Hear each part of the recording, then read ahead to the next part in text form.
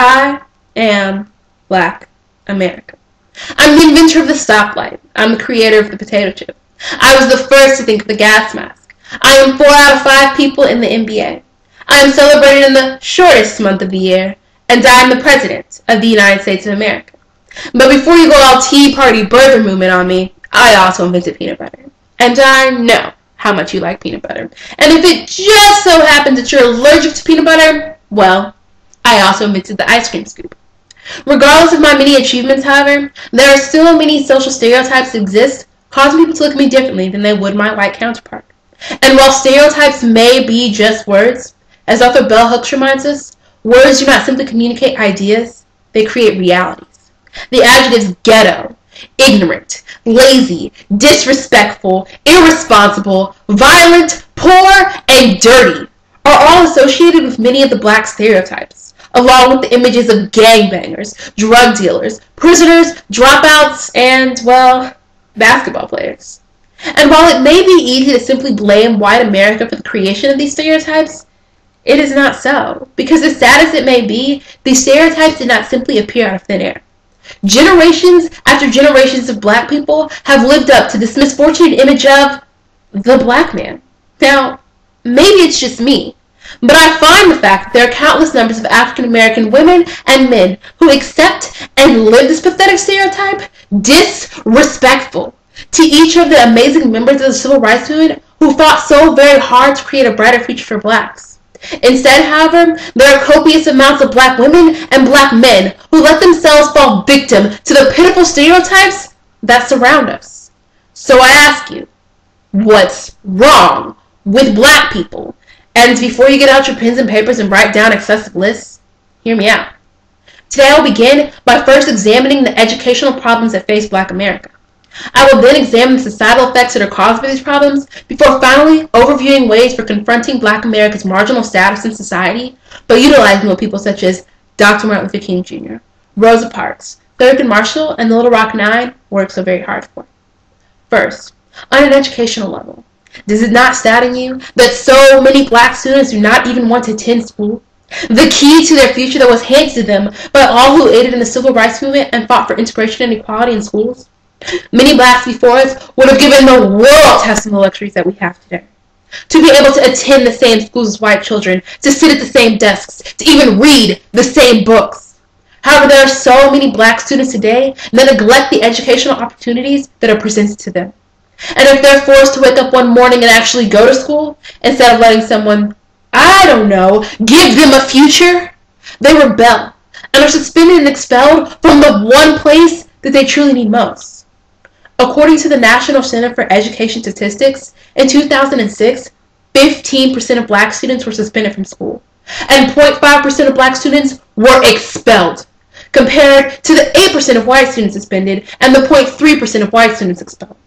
Now, while no child should have to be suspended or expelled from school, and many scholars suggest that oftentimes Black students are punished more severely than white students, even if they have committed the same offense, it is still horrible how Blacks are the leaders in both of these categories. Obviously, however, not all Black students get kicked out of school. Most stay and get an education. However, some drop out. In fact, according to the National Center for Education Statistics, in 2006, 10.4% of Black students dropped out of high school, compared to the 6.2% of white students who dropped out. Once again, Black students are the leaders in the race away from the educational system. The stereotype of an academic failure is tagged with the Black face, and oftentimes many Black students are subjected to this self-fulfilling prophecy. In fact, according to Black demographics, only 18% of Blacks aged 25 and older hold even a bachelor's degree, which is 10% lower than the national average. Why is it that so many Blacks lack the drive to even do so much as get an education? If each member of the Little Rock Nine were alive and able to witness their immeasurable amounts of time and effort put into making it possible for Black students to be able to walk down the same halls as white students, they would be immensely disappointed in the actions of so many Black students today, and ashamed at the image of the ignorant Negro that so many Blacks have created for themselves. So I ask you again, what's wrong with black people. With growing numbers of people lacking in adequate education, two main social effects begin to occur. A growing population of people who are limited to poverty and skyrocketing imprisonment rates. When you have no education, you have to go try to find a job at a factory or a fast food restaurant or some other minimum wage paying job. And when that fails, you fall into the category of the unemployed. Oh, don't worry. The unemployment rates for blacks are double that of whites, so I guess we're still winning. Once again, what applies to blacks is a condemnation. According to Henry D. Rowe, though out-of-work blacks are accused of being lazy, freeloaders, and welfare mothers, the recent wave of unemployed whites receive more government funding. However, there are still many blacks that fall into this category. According to the National Poverty Center at the University of Michigan, in 2009, 28% of black families fell below the national poverty line. Why is it that so many black families are unable to provide for themselves? While the nation we live in may be a competitive one, is it not important to actually compete? Additionally, the imprisonment rates for black males has been continuously higher than that of white males. According to Project America, in 2008, the incarceration rates for black males was 6.5 times that of white males. Now I know I'm not the only person curious to why black males have had the highest incarceration rates. While many say that this is simply a result of unequal access to legal representation, unfair justice systems, and inadequate sentencing, it is irresponsible for blacks to take no part in these rates. Because these rates are what cause the stereotype of blacks being imprisoned and violent. If Dr. Martin Luther King Jr. and Rosa Parks were alive and able to witness so many blacks locked in a jail cell somewhere, rather than showing this nation the capabilities of blacks, they would be extremely horrified at the actions of so many blacks today. So I ask you yet again, what's wrong with black people? Of course, not all blacks are like this. There are many black people that would make every member of the civil rights movement proud to say that they fought for our rights. However, there are simply not enough. There are not enough black lawyers, not enough black doctors, black politicians, black entrepreneurs, black professors, black musicians, black engineers, black artists.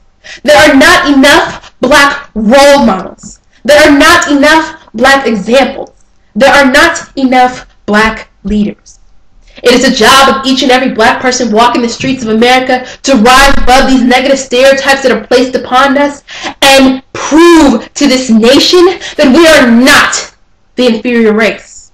And the only way to do this is by striving for self-empowerment and setting an example. I urge you all, regardless of your race, to be the best that you can be.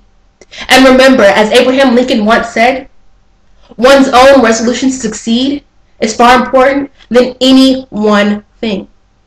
This nation has come a long way, but we still have lengths to go. We cannot simply stop with the election of Mr. Barack Obama, because while he may be a wonderful example of the ability of one black man to rise above the expectations that anyone has ever previously had for him, he's only one. Because I am Black America. And I want to be able to say that every member of the civil rights movement would be proud of me. Because I want to stop asking what's wrong with black people and instead begin to focus on what's right.